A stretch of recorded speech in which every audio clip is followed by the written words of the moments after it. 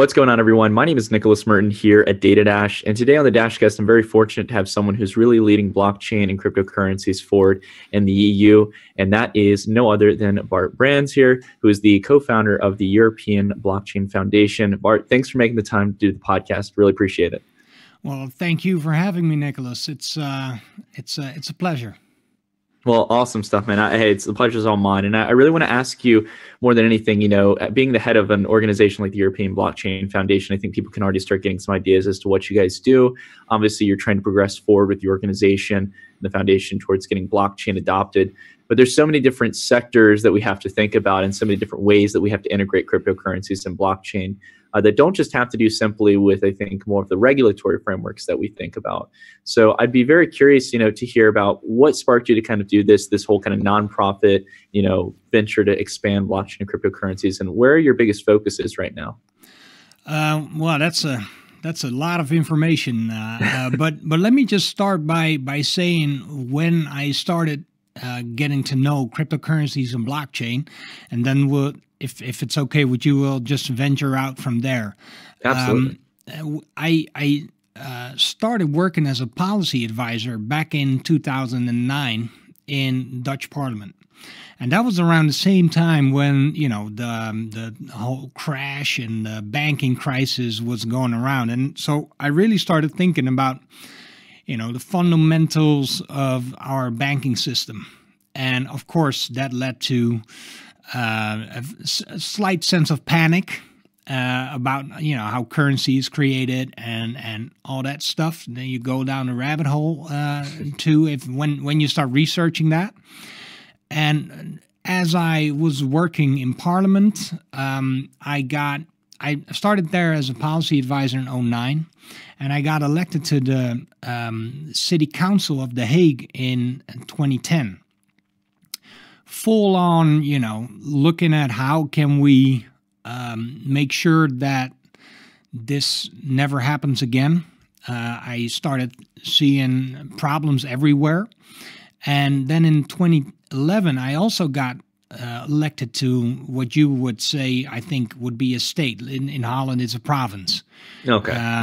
As a elected official. And then in 2012, I got word of Bitcoin.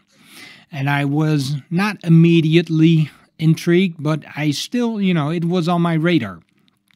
And in 2013, I took the step to buy my first Bitcoin.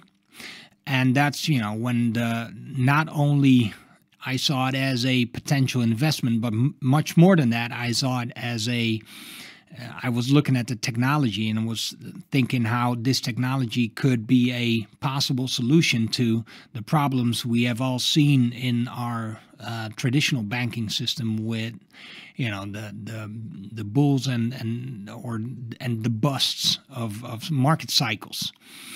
So I was a politician until on and off until March of last year, so 2018. And as soon as I actually, funny thing, and when in 2018 or in 2017 I introduced a motion in the Dutch in the The Hague City Council, and that was a motion to research applications of blockchain technology and cybersecurity. But also it was a broader motion, and you could see it as a piece of introductory legislation, and it passed. So that kind of solidified me as someone who was, kind of knowing stuff about blockchain. As soon as my term as a politician was up, I thought this needs to be on the politician's radar. Because when I introduced that motion, I saw this vast I saw that nobody was really involved or knew what I was talking about. Yeah. So back in May of 2018, I found it with some other friends that that know and feel the urge and the need to introduce and educate about blockchain technology. We founded the European Blockchain Foundation as, like you told, a nonprofit foundation that aims to create a blockchain-friendly ecosystem in Europe. Mhm. Well, I was going to say to that, Bart, I think the biggest point that you brought up there is just how little the average regulator knows about cryptocurrencies, if you really think about it, and not to mention just blockchain in general.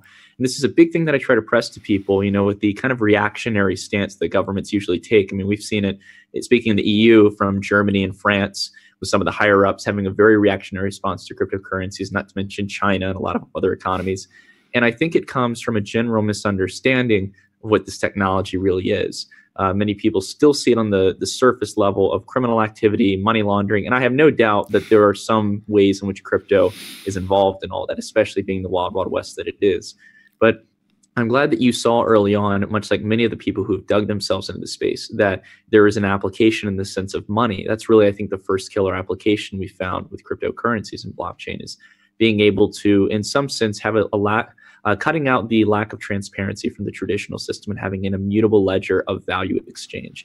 Whereas credit has really been the problem in all of these major cycles. It's creating currency out of nothing and overprinting money. And through the fractional reserve system, having all these flaws in credit creation in the banking system. So that's amazing how you found out about that so early on back in 2013. Well, yeah, I knew it back in when the crisis was going on. So back in 08, 09. And that's when I really made a personal decision to, prepare to never let that happen to me, because people were really devastated by that crisis, and also in Europe. And so I thought, well, how can I make sure this doesn't happen to first myself? And, well, I don't think you can go around cryptocurrencies, but also looking for broader solutions to some of these problems, blockchain technology. And, we had the same reaction of our politicians. And one of the biggest political parties said, let's ban Bitcoin.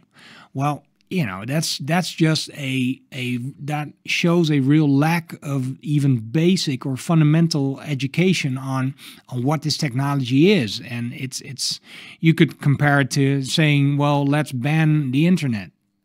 And so, seeing those types of issues, and also having the experience of being a politician myself, and seeing that lack of knowledge or education in some of my former colleagues, I thought, well, we need to try to change this, and also seize the opportunity that this technology could really bring to the Netherlands, but also Europe as in a broader scheme, and also just promote how this technology, and also combined with other technologies, could really benefit mankind. Yeah. So in that case, I absolutely love the charisma and the passion behind why you guys started this. It seems like a lot of people get into the crypto space to create the next big thing and, build hype around it. In that case, there's always the speculative aspect of cryptocurrencies. But I really like how you focused on trying to find fundamental value, and that you're working directly with regulators and higher ups within the government of the EU. So as I brought up earlier, what are some of those kind of focus points you guys are trying to tackle right now? I know there's such a wide spectrum, being able to use crypto in commerce and not having to worry about excessive taxes. For example, STOs, I know that's a big one right now in regards to regulating crypto. So, outside of just those topics, what are really the major things you guys are focusing on at the moment? Well, in Holland, there is a piece of legislation that is now up for debate. And actually next Friday, so that's the 15th of February, we are going to visit Parliament with some of the people that support the European Blockchain Foundation and share our common goals to discuss the new AML5 anti-terror legislation. It is my personal opinion that this legislation, if introduced, could be well, not only is it already obsolete in the sense that the technology has progressed beyond what the legislation is trying to, legislate, but it also really would set Holland back in regards to our position in cryptocurrencies and blockchain technology in the region and also in the world. This legislation would mandate that everybody who would want to build an exchange would spend tens of thousands of euros and before being able to comply, and also you would need all types of how do you say that, all types of papers that you when you need a what is it? Oh, is it your KYC, like basically documentation? Yeah, but a permit. You would need a permit. Right. Of course, this permit will cost you money, and it's all in the sense. It's all because I'm also a certified security intelligence professional, so I know crime stats and how much money is laundered and all that stuff. So if you can see that only 1/100th of 1% of all money laundered is going through cryptocurrencies, then there is no problem with money laundering. There is no problem with terror funding. Of course, these problems might become a issue when the cryptocurrency space would be worth trillions of dollars, because then that percentage would grow. But up until that moment, there is no reason to legislate this to create legislation and implement this legislation, because it's a non-issue, especially compared to the $1.2 trillion that are laundered every year, and trying to. When you look at this legislation, you can see the footprints you can really see how, for instance, the Dutch Central Bank and the Authority on Monetary Funds has influenced this legislation, this draft legislation, and that is something that we are really focused on, that we really are determined to at least try to give give some sort of response to, before this is just, because of lack of education, accepted by our parliament. Let me tell you something, Bart. I absolutely agree with the kind of ridiculous nature of this, and I can explain it in a very simple way. The entire cryptocurrency market cap right now sits at like $15 billion, I think, at the moment, give or take. And we can even take the peak of the market at $800 billion, but let's keep it at $115 billion worth of currency markets. The largest money laundering scandal in the world happened through Danske Bank and Deutsche Bank just back a few months ago. We're now finding the correlations between some of the most mainstream banks in Europe being a part of this. And they have any concern, if they have any concern over potentially a fraction of this small multi-billion-dollar crypto market versus a real transparent case where mainstream banks were able to launder money years on end without regulators spotting it, I think our priorities need to be readjusted. Exactly. And it's really, and I really see it as a attempt of, for instance, the Dutch Central Bank to defend their, because I can totally understand what their motivation is, right? They have their interests and they're trying to safeguard those interests, and I completely understand it. But I feel that as a person, as someone who loves freedom, who would love to see some less government oversight in my personal life, I see this as a non-issue and as a way to try to really hold back the potential of this technology as a whole, because it, of course, the first application in which blockchain has really proved itself is Bitcoin. So currency, value transactions between two parties without third-party interference or regulatory oversight.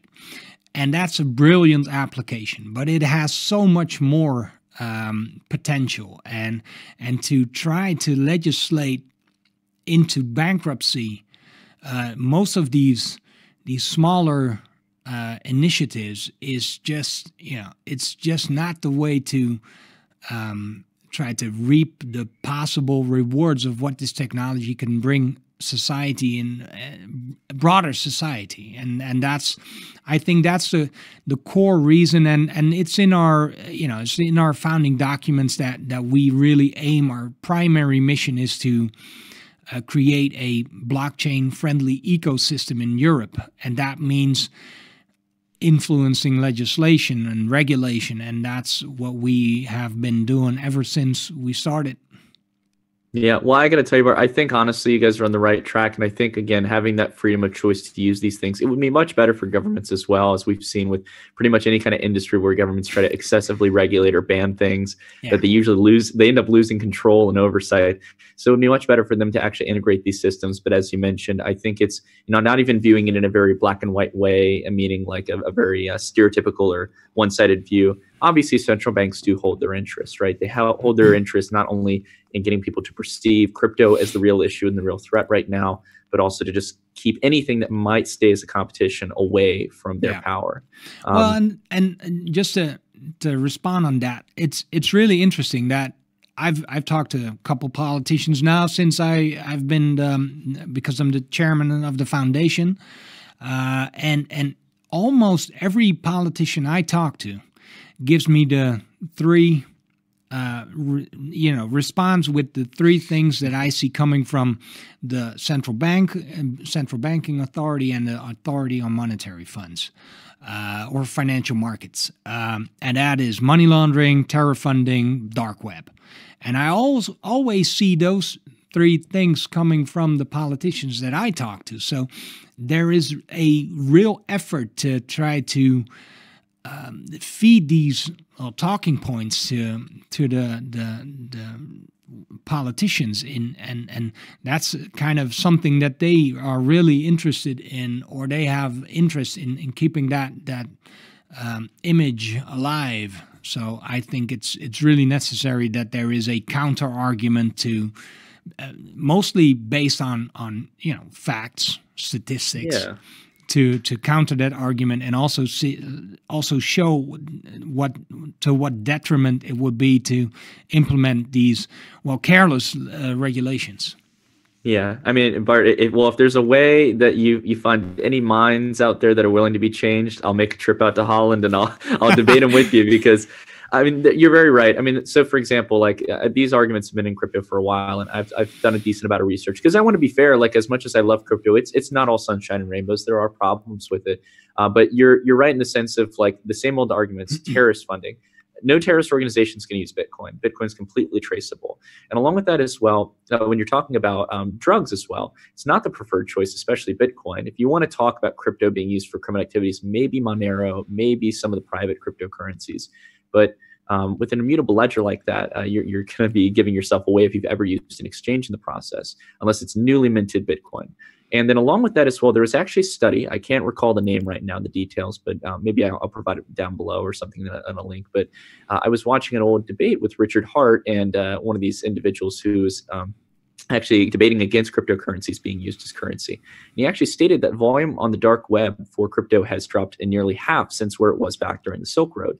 And that's as crypto valuations have skyrocketed. This is at the time where more people know about crypto.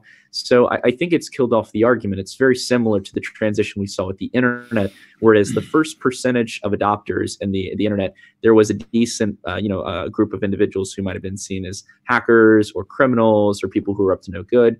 And then as you expand the audience, the majority of the people who use the internet are just using it for cat images and videos, you know, just to have a laugh and enjoy themselves. So I think we're going to see the same thing with crypto. And as you mentioned, kind of going backwards like that and just censoring a whole potential new technology from getting out there and improving the lives of people. I think it's simply just a power play. Yeah. I completely agree. I think it's really, and it would just be a shame if we as a country and also as a continent would do this to ourselves, because there is no need to do it.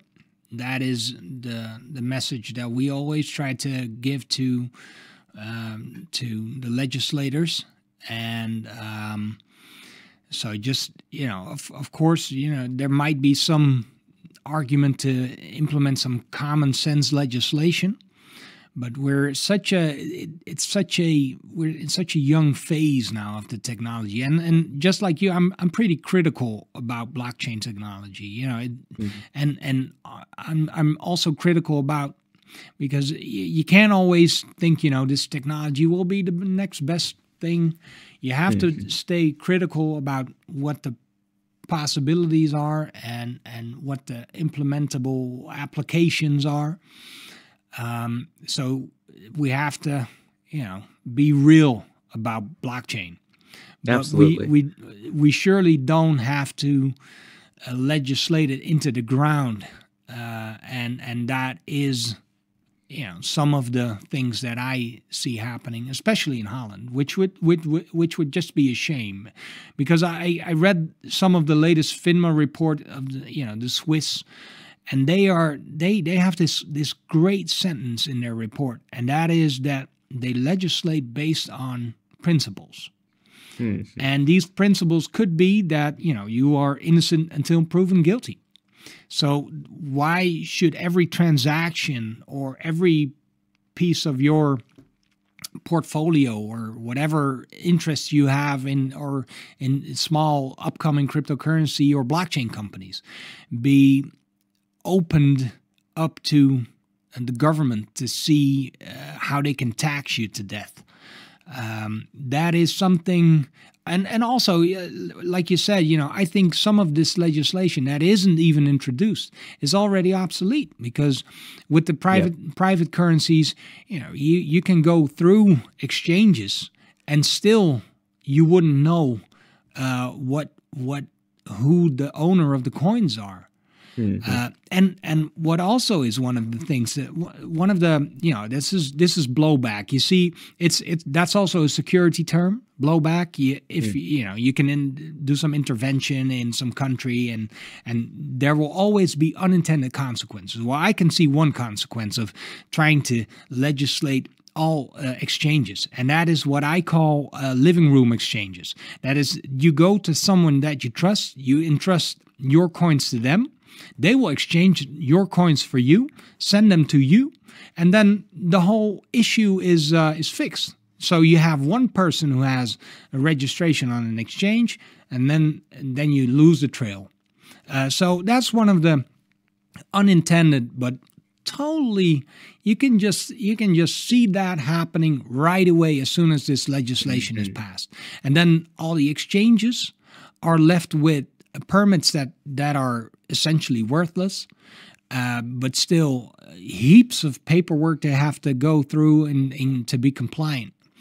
So it's just it's a disaster. What you're referencing to, Bart, is it reminds me of a vision that I see coming in the next few years. If regulators do really, when we get to the point, I would say about right now we're about 1% of global adoption for cryptocurrencies, and I think when we have the .com styled run up, where we get about 6 or 7% of global adoption, like the internet during the 90s.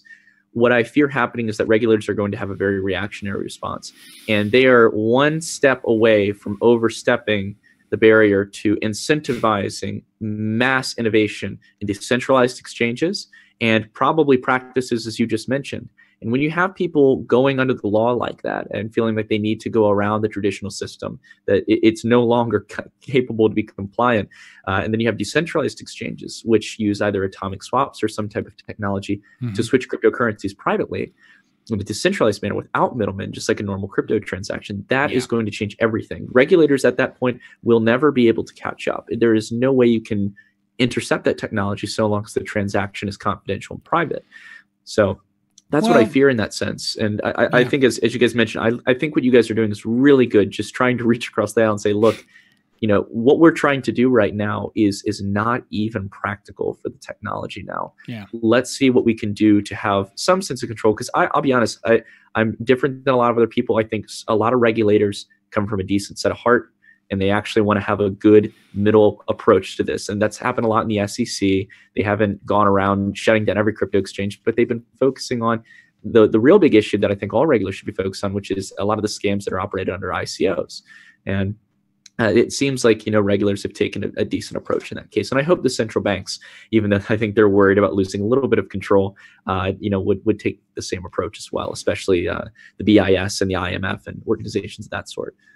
Well, just a remark on the legislators that we talk to, is there is no one that I've talked to that says, well, you're all terrorists and we need to ban it or something. Mm-hmm. So all these people are highly educated, really nice folks that are that have chosen sometimes a life or a term of public service.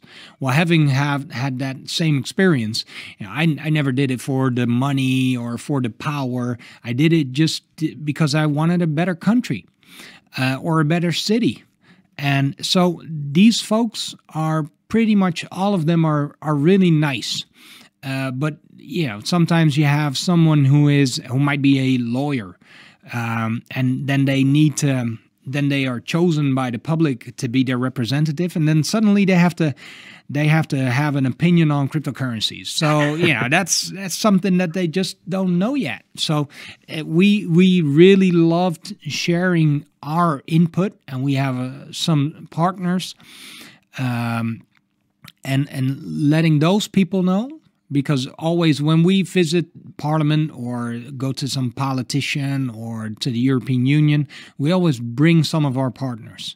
And we let them interact with the politicians directly and say what's really on their mind and what they perceive as challenges, but also what they see as the opportunities, what the opportunities are. And then you can see a shift in the mindset or the approach that some politicians take when you confront them with these smaller companies that really want to change the world, for the better. Yeah, and speaking to that, Bart, working with a few different companies and people who sponsor the organization, I'm really curious. I saw something briefly on the website for the European Blockchain Foundation where you guys were not only just obviously working towards cooperating with regulators and trying to push forward legislation, but you all were also purchasing towards kind of the passion that we share, I think, of using cryptocurrencies as money, and in that case, taking it in as income. And there was something about how you guys were pushing certain companies to actually start paying employees in crypto or offering that as a form of payment. Am I correct on that? Well, actually, that was when back when I was a politician myself, I asked our local council, the aldermen, to start offering the option of paying out civil servants in cryptocurrencies, because, if I think I have a deep distrust in our monetary system. We've had the euro now for, not even 20 years, 16 years or something. And you can really see on a European political level, you can see cracks, forming in the social structure of this union that we supposedly have. But this union is 28 and soon to be 27 countries that are vastly different in every way you can imagine. Mm-hmm. And it's so unlike, for example, the United States, that this union, I feel, and fear, but also prepare for, I think it's not going to last very long. Mm-hmm. Not as long as our currency, the guilder, for example, has. And I think I think diversifying into other things than your local currency is always a good way to and I'm not an advisor, but I think it's always a good way to prepare for the worst and hope for the best. Yeah, I mean, honestly, I don't think it's too paranoid, to be worried about any fiat currency losing value, as dozens have either gone through hyperinflation or just simply lost respect or value over the past few years. Yeah. Really just completely diminishing any purchasing power from citizens. But along with that, as you mentioned, countries who are in the Eurozone now and are supporting the euro are definitely, I think, have got their eyes on some worries in regards to the geopolitical problems. And not to mention, as you mentioned, I think the biggest thing, I know a lot of people would probably think if someone is skeptical on the euro as a currency, that they care about what's going on right now. But I think, as you mentioned, these are simply cracks in a larger picture of the problem with the euro. Yeah. And the euro is that it's something that is used as a currency for a variety of different economies. Like, as you mentioned, for example, when you go from one state in the United States to another, you will get, some differences, but you won't have entirely different shifts in how their economies operate from one state to another.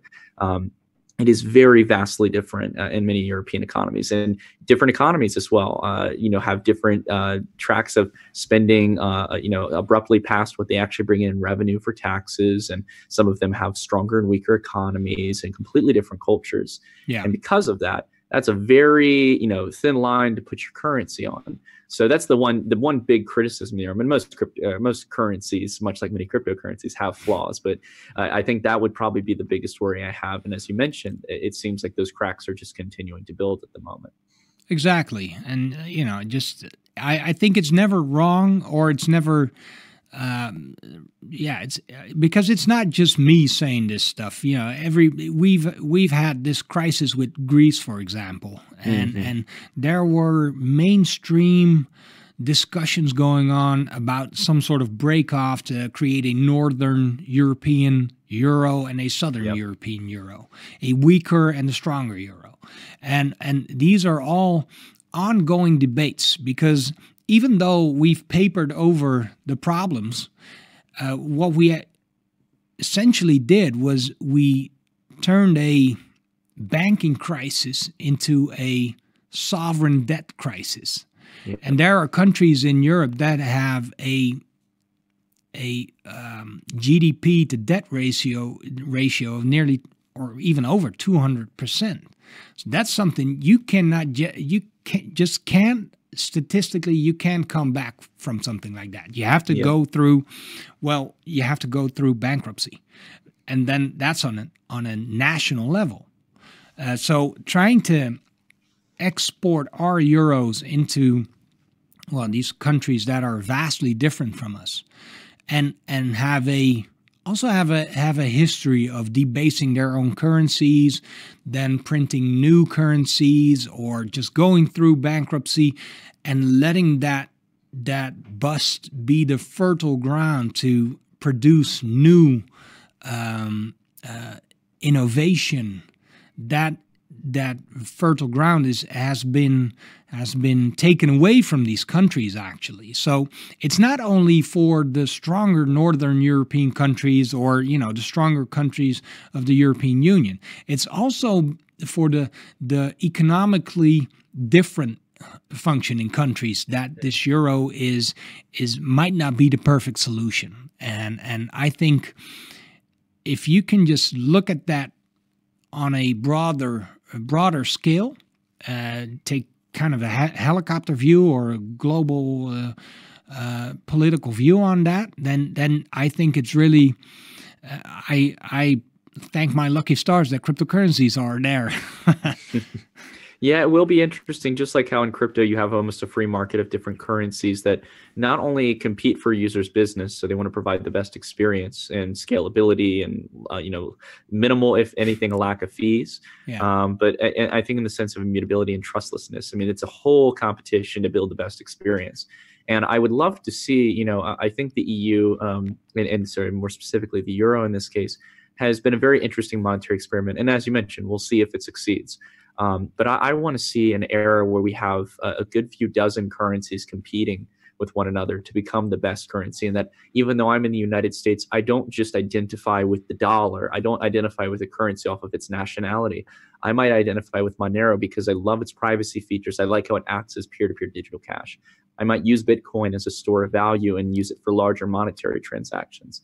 I picture a world where we actually stand by the principles of what we associate ourselves with, rather than just simply a nationality of currencies. And I hope that that's the case for crypto. In that case, that's the big transition we see, hopefully. Well, that's where let me first say I agree with most of what you said, but that's where I also am kind of skeptical, because I have the feeling that to create wider adoption, crypto has to be better than the alternative, right? And what we just talked about is mostly ideological. Yeah, thinking about our monetary system, and this is an ideological exercise, and that motivates me to choose something different than someone who has a different ideological motivation, to really create a practical adoption. What I feel that is really necessary is that we create solutions that work. And I always take the analogy of a mobile phone. Everybody, 20 years ago, no one had one. Now everybody has a supercomputer in their pocket. We're on it the whole day, every day. And we expect that as soon as we touch an application, that it works 100 times out of 100. If it fails even one time out of 100, we discard it, we throw it away and go to something else. So to really make sure that cryptocurrencies reach that broader adoption, cryptocurrencies must be better than using fiat currencies. Absolutely. So you really have to just take not even a plastic card, but just your phone or something else that you can just pay something with, and the merchants accept it. It happens in milliseconds, and it's done just like it's done right now. And then suddenly these peer-to-peer transactions, having these really low costs, could be a motivation for most people that don't feel ideologically connected to blockchain or crypto. That's when I feel, start to come over and use this technology. Yeah, I absolutely agree, Bart. The thing I always try to push to people is that there's a reason cryptocurrency is only so far has only been adopted by about 1% of the world's population. You've got a mixture of speculators, but then you also, I would say, I would hope the vast majority of them are like us, people who share that kind of passion around it. But not all of the world, hates central banks or wants to change the monetary system or sees the flaws of centrally controlled money, right? We're a very small group of people. So to get this into the hands of the other 99% of individuals across the world, we need to bring in convenience. Convenience is the absolute killer step we need to make. So this means better mobile wallets. Many of them right now, they're looking a lot better, but mobile and desktop wallets look terrible at the moment for what the standard should be at the moment. Along with that, exchanges are inconsistent about storage solutions. The one thing I always press to people as well is, as much as crypto should and always will allow you to become your own bank, that there are a variety of people who do not want to become their own bank. That's another thing I think we have to accept with crypto. And that's building really easy, but also very transparent and safe crypto exchanges over the next few years, because these are acting as the next evolution of banks. And I think, we just saw with the story of Quadriga CX in Canada, and we've had, legacies all the way back to Mt. Gox. There's just been too many problems with exchanges right now and not good business practices. So I think that hopefully over the next few years, we'll nail those. And as you start to do that and provide, as you mentioned, a better, more simple experience than dealing with your bank, then you're going to have a whirlwind of adoption for cryptocurrencies, or at least people having some exposure to them. Yeah, exactly. So, and I think we're still a little ways out from getting there. And that's where also, you know, our work as a foundation comes into play, as we hope that we can influence the regulatory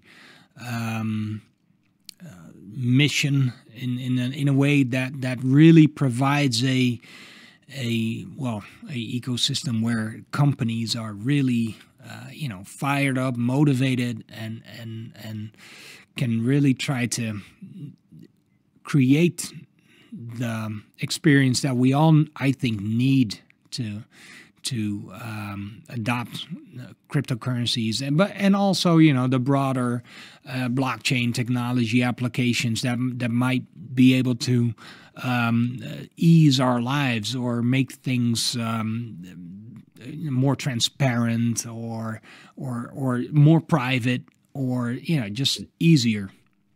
Yeah. So in that case, Bart, I want to ask you, you know, we've been talking a lot about money as an application. As one of the closing questions, I'm very curious, outside of money, what are some of the applications that you guys are excited about, and maybe even pitching to regulators that blockchain could be used for? Because I get caught in an echo chamber. I got into this for the reason of you know, Bitcoin and cryptocurrencies, peer-to-peer digital currencies. Is there any other things that really excite you outside of money as an application for blockchain? Yeah, well, yeah, sure. I think when it comes to, you know, tracking and tracing stuff, so then you get into the realm of asset management, in the sense, or how do you say that? You know, making sure that you can. I was talking to someone this afternoon about how can we make sure that when we have, for instance, some country wants to export a X amount of, we're the single, or we're the second biggest net exporter of bulk goods, like tomatoes and stuff. Mm-hmm. And how nice would it be that you could create an application where all your goods are on the blockchain, and you could, because most countries work with quotas, so you can only export X amount of tomatoes or something. But let's say your tomato crop hasn't been as successful, but you do have a very successful cucumber crop. And then you can switch your certificates that you have to reach that quota, and you can switch it with someone who has had a great tomato crop. All of that is performed on the blockchain, no hassle, and you can use those certificates. You can buy and sell those certificates, creating value, and all of that on the blockchain, instantly, safe, and replacing the huge amounts of paperwork that is needed right now. That is one application. So tracking, tracing inventories would be a really great application. I also think in when you look at, for instance, the medical space, where files are often, you know, sometimes it leads to really terrible situations, but there is a very large bureaucratic component to the medical space. And everywhere where bureaucracies are really expanding as you know, in uncontrollable ways, that's where I think blockchain technology could really be an asset to removing that bureaucracy, and so that would also be might also be in a sense where the government has documents. I have one really simple example that I also always use, but it's, you know, I use it in Dutch, so bear with me. You have a proof of residence in The Hague.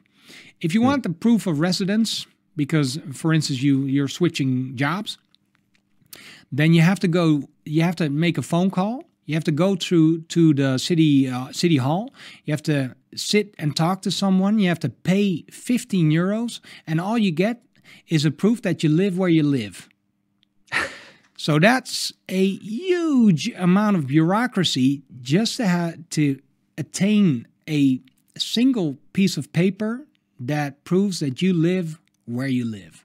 Well, how easy could it be to prove where you live just by typing in a private key, and then all your files are just there for you to see and to print that one piece of paper, because you have your own ledger in the blockchain of, for instance, a government. And you're the only one that can reach that information and alter that information. That would just, it would mean a devastation for our civil servants. The bureaucrats would all be fired, but that would just save us a lot of tax money as well. So I'm all well, it for reminds me very much the alley you were going down with having some way to be dealing in international business. It reminds me of the e-residency program from Estonia. Yeah. Or basically, it's similar to like as your analogy with a private key. You can swipe a card somewhere and you go through like basically a 3 or 4 step stage of verification, and it's a way to show the whole world, I am this resident who I say I am.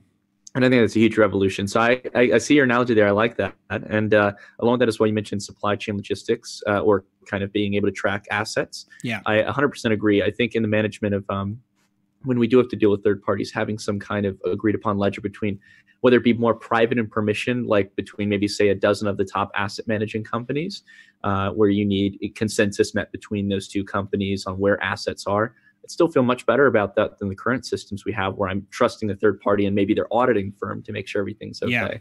Well, we have the big 4 auditing firms in Holland, and they're constantly, there are scandals surrounding these firms almost always. So when it comes to auditing, who audits the auditor? So who trusts the one that is entrusted to make sure that everything is on the up and up? Blockchain is trust. So and I don't have any problems with private blockchains. I wouldn't want everything.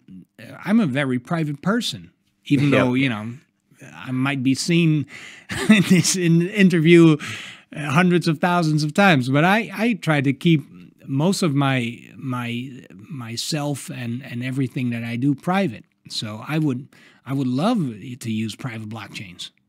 Yeah, I mean, whether we're talking private in the sense of transactions just simply being, anonymous in the sense of the actors being anonymous who are doing transactions, or being run like in a permission sense, where basically like the nodes that have authority on reaching consensus are simply 12 major corporations, say in the supply chain market in that case, or asset management. Either way, it will be an improvement to this technology, and I think we'll find that common ground. A lot of people argue private and public blockchains. They say, well, if you do it in a permission sense where there's 12 trusted companies, you're still trusting the same system. But it's much harder to corrupt when you have a good amount of participants in that system, even though they are trusted entities.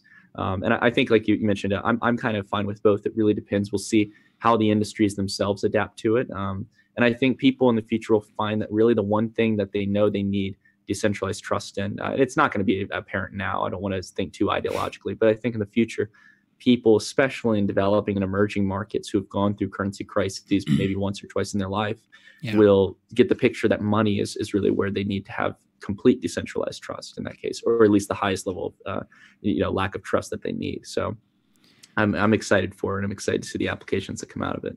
Me too. So Bart, in summary here, I would definitely want to make sure that you guys have been doing a lot of work, and I want to make sure that people know how to read up on what you guys are doing and stay up to date with it. Is there any resources you want to point towards people to make sure they can keep up with the European Blockchain Foundation? Well, we have a website, and it's I have to put kind of a caveat on that, because we try to stay up and actual with all our work. And we do that mostly through LinkedIn. It's a professional network, and it really works for us. We do have a website. It's still a work in progress because, one, we're non-funded, so it's kind of a self-funded ideological mission, and two, it's our core mission is just going out there and talking to people that might be able to be of use to creating that eco-friendly, blockchain-friendly ecosystem. But our website is www.europeanblockchainfoundation.org. And you can email us at info@europeanblockchainfoundation.org. Pretty long email address, but I hope I can change it into or info@ebf.org soon. But for now, you have to use the whole word and all the words. And on the website, there are links to our Twitter, LinkedIn. So I think the website is the best way to reach us. Well, Bart, I appreciate you sharing all this and sharing the information as to what you guys are doing. I can't wait to see how you guys push forward with what you're doing in the European Union, and hopefully we'll start to see more positive words come out. It's been quite quiet there for a while in regards to some of the big announcements we got back in 2017. So hopefully, with the effort that you guys are putting forward, we might be able to see some positive change. I'll be happy and always. You can always reach out to me, and I'll keep you posted. Awesome. Sounds good, Bart. Have a great day, and thanks for taking time to jump onto the Dashcast. Appreciate it.